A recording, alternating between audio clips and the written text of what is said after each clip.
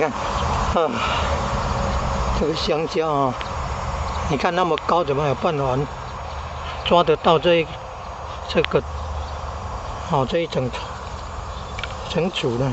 要用那个圆锹在那个茎那边切，挖，切3、4下，然后就可以容易把它拉下来。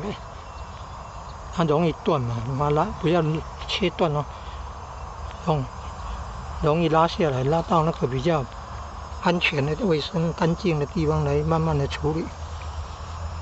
你可以用那个大的塑胶袋装着，然后拉到那个车子旁边这边慢慢整理。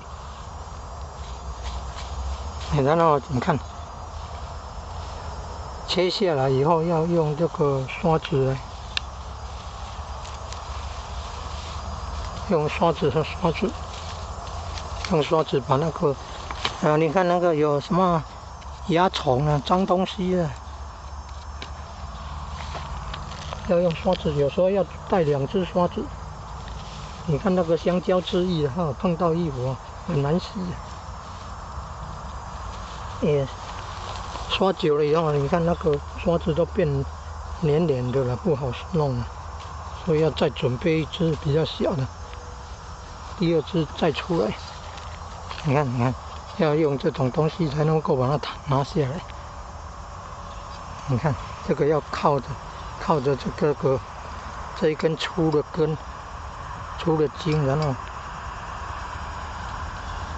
大概要切3下。